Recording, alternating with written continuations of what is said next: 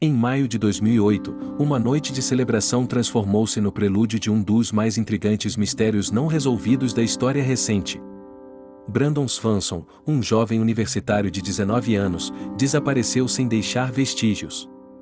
Sua história continua a ecoar, um lembrete sombrio de como a vida pode mudar em um instante. Olá!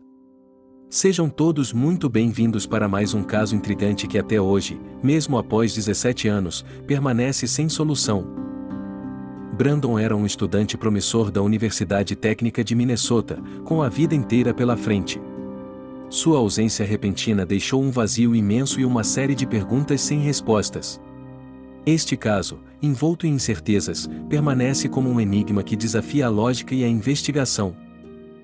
A natureza deste desaparecimento é profundamente impactante e traz um ponto de interrogação a quem busca a verdade. É uma narrativa que prende, intriga e, acima de tudo, sensibiliza para a dor de uma família em busca de seu filho. A cada ano que passa, o mistério de Brandon Swanson se aprofunda. A noite de 13 de maio de 2008 era para ser apenas mais uma celebração. Brandon Swanson estava com amigos, comemorando o fim do semestre letivo em Canby, Minnesota. O ambiente era de descontração e alegria, típico de jovens universitários. Por volta da 1h30 da manhã, Brandon decidiu que era hora de voltar para casa, em Marshall, a cerca de 40 quilômetros de distância. Ele se despediu dos amigos, sem saber que aquela seria a última vez que muitos o viriam.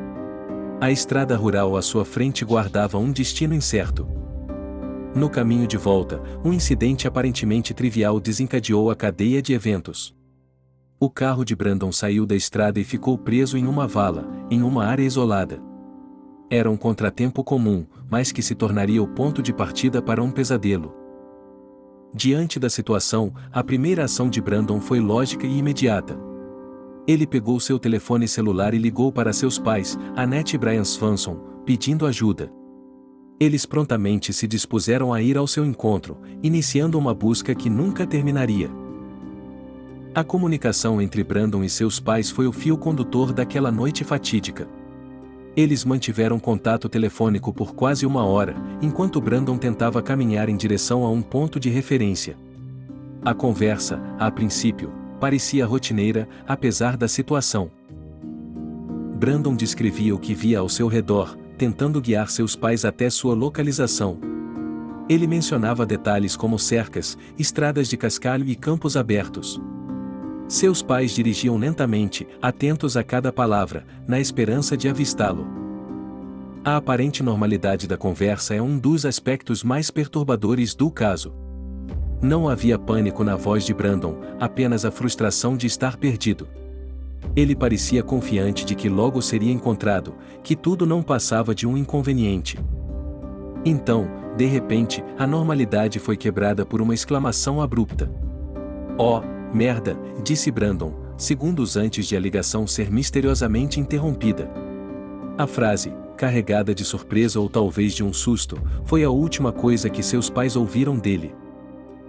A linha ficou muda, e todas as tentativas de Annette e Brian de ligar de volta foram em vão. Aquele momento, aquela interrupção súbita, marcou o último contato conhecido com Brandon Swanson. O silêncio que se seguiu foi ensurdecedor e premonitório. A reação inicial das autoridades foi um dos pontos mais criticados neste caso. A polícia hesitou em iniciar uma investigação completa, alegando que Brandon era um adulto e que não havia evidências de crime. Essa demora custou tempo precioso. A primeira grande revelação veio com a análise dos dados do celular de Brandon. Ele havia dito aos pais que estava perto de LYND, uma pequena cidade a poucos quilômetros de Marshall. No entanto, os registros telefônicos contavam uma história diferente. Os sinais do celular indicavam que Brandon estava a mais de 40 quilômetros de sua localização percebida. Ele estava, na verdade, perto de Porter, uma área rural muito mais distante e isolada. Essa discrepância de localização foi um choque e um complicador. Com a nova informação, as buscas foram redirecionadas. O carro de Brandon foi finalmente encontrado, abandonado em uma vala perto de Porter. A descoberta do veículo trouxe um misto de alívio e apreensão para a família. A inspeção do carro revelou que não havia sinais de violência ou luta. As chaves estavam na ignição, e a bateria estava descarregada. O veículo parecia simplesmente ter saído da estrada e ficado preso, sem qualquer indício de intervenção externa. Com a localização do carro, as operações de busca por Brandon Swanson finalmente começaram em larga escala. Equipes de voluntários, policiais e cães farejadores foram mobilizados para vasculhar a vasta área rural. A esperança de encontrá-lo vivo ainda era forte. Cães farejadores, treinados para seguir o rastro humano, foram cruciais nas primeiras horas. Eles conseguiram captar o cheiro de Brandon e seguiram seu caminho por vários quilômetros, através de campos e terrenos acidentados. O rastro era claro, indicando que ele havia caminhado. O rastro dos cães levou os investigadores por uma jornada tortuosa, atravessando paisagens rurais e isoladas. A trilha de Brandon parecia indicar que ele estava tentando encontrar um caminho de volta para a civilização, ou talvez para um ponto de referência. No entanto, a trilha de cheiro dos cães farejadores chegou a um fim abrupto. O rastro desapareceu na margem do rio Yellow Medicine, um corpo d'água que serpenteia pela região. Este ponto se tornou o foco principal das investigações subsequentes. Apesar de intensas buscas, que incluíram mergulhadores, barcos e varreduras aéreas, nenhum corpo foi jamais encontrado no rio ou em suas margens. A ausência de Brandon, mesmo após exaustivas operações, aprofundou o mistério de seu desaparecimento. A ausência de Brandon Swanson e a falta de evidências concretas deram origem a diversas teorias, cada uma tentando preencher as lacunas deste enigma.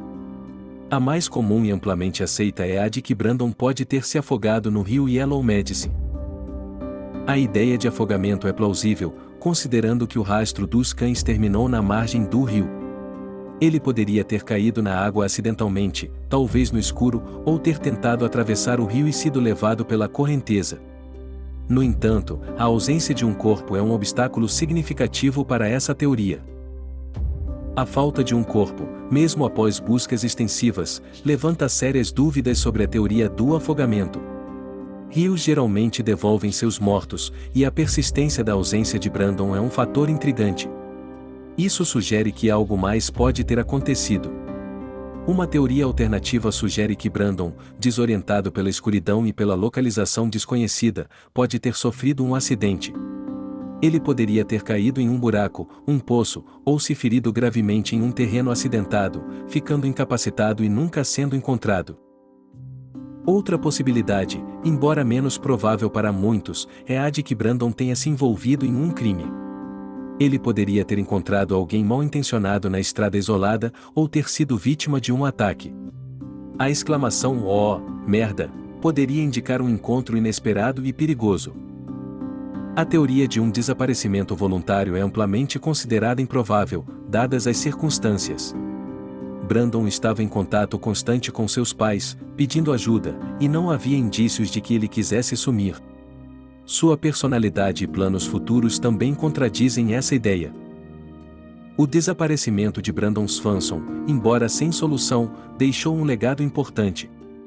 Seu caso foi o catalisador para a criação da Lei de Brandon em Minnesota, uma legislação que visa evitar que outras famílias passem pela mesma angústia.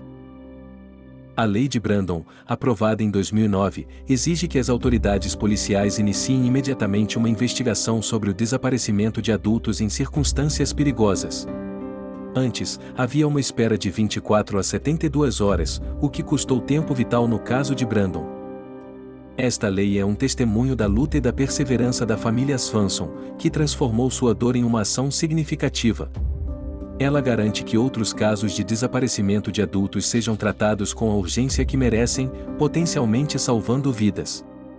No entanto, apesar do impacto legislativo, o mistério central permanece. O desaparecimento de Brandon Swanson continua sem uma solução definitiva, um enigma que assombra a família e a comunidade. A cada ano, a esperança de respostas diminui, mas a busca pela verdade persiste. A família Swanson nunca desistiu de encontrar Brandon, mantendo viva a memória de seu filho e a esperança de um dia ter respostas. O caso de Brandon Swanson é um lembrete sombrio de que, às vezes, a realidade é mais estranha e mais dolorosa do que qualquer ficção. E você? Já conhecia esse emblemático caso do desaparecimento de Brandon Swanson? Esse é mais um caso intrigante que até hoje, mesmo após anos tendo se passado, ainda continua sem explicação. Onde está Brandon? Na sua opinião, o que aconteceu naquela fatídica noite de maio de 2008? Deixe sua teoria aqui nos comentários e não se esqueça de deixar o seu like, se inscrever no canal, ativar o sininho das notificações e compartilhar com seus amigos. Nos ajude a vencer as métricas do YouTube chegando à marca de 500 inscritos para que assim, continuemos a trazer conteúdo de qualidade a vocês. A todos, o nosso muito obrigado. Até a próxima!